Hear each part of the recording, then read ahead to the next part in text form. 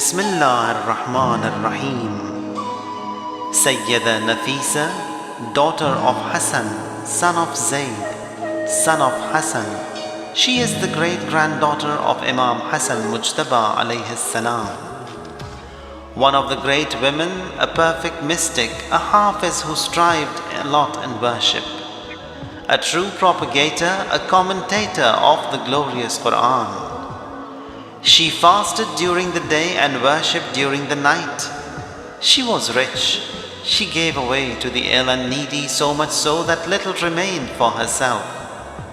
She performed Hajj 30 times, most of which were on foot. Tired of the atrocities on the family members of Ahlul Bayt, she migrated from Medina. Sayyida Nafisa, accompanied with her husband Ishaq Mu'taman, the son of Imam Sadiq alayhi salam, travelled from Medina to Jerusalem to pay a visit to the grave of Prophet Ibrahim alayhi salam.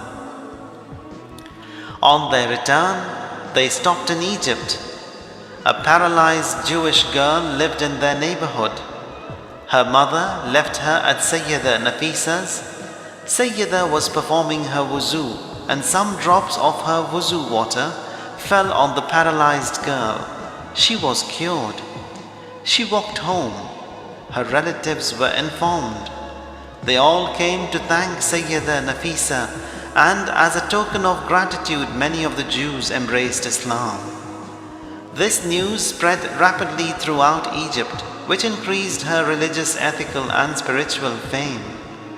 The Egyptians, having amazing faith in her, requested her to reside permanently in Egypt.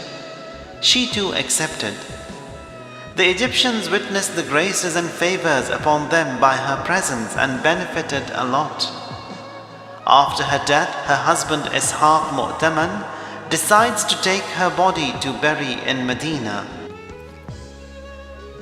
The Egyptians, who were deeply saddened by her passing away, requested him to lay her to rest in Egypt so that they could further seek her through her grave. Her husband rejected.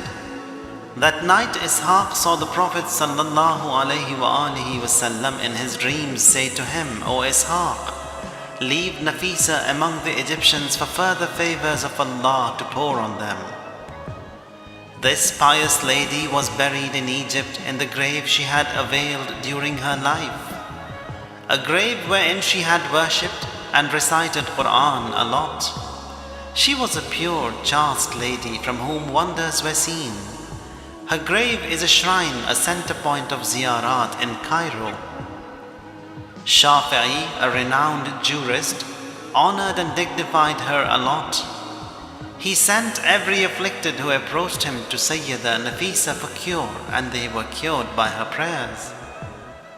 One of the wealthy, afflicted by the oppression of the tyrants, sought help from her. She prayed for him, for his protection from the evil. He was protected, safe, and regained his honor. As a token of gratitude, he sent 100,000 dirhams to Sayyida Nafisa. Although she was in desperate need, but she gave away all of it to the needy. From Palestine, Sayyida Nafisa arrived Cairo on the 25th of Ramadan al-Mubarak, 193 after Hijrah, 12th of July, 809 CE. Egypt was the land which the Holy Prophet sallallahu alaihi wasallam always admired. His advice to the Muslim soldiers was to be kind, polite, and peaceful with them, to respect them as their own allies and relatives. This advice was given as Hajar, Prophet Ismail's mother alayhim as-salam, and Maria Qibtiyya, the Prophet sallallahu alaihi wasallam's wife, were from Egypt. Imam Ali alayhi salam had such special regards that he seconded the best of his men and the companions of the Prophet sallallahu alaihi wasallam as his governors to this land.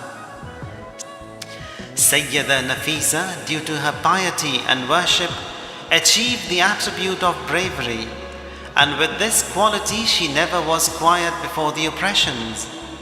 When the people complained and sought her advice concerning the atrocities of their ruler, she wrote to him and informed him of the consequences awaiting his oppressions.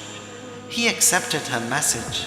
As mark of respect to her greatness, disembarked from his right, honored her and corrected his policies and attitude towards his people. She was born in 145 after Hijrah in Mecca, was raised in Medina. She died in the month of Ramadan 208 after Hijrah, whilst fasting. She lived for 63 years. She was on the deathbed. Those around her asked her to break her fast.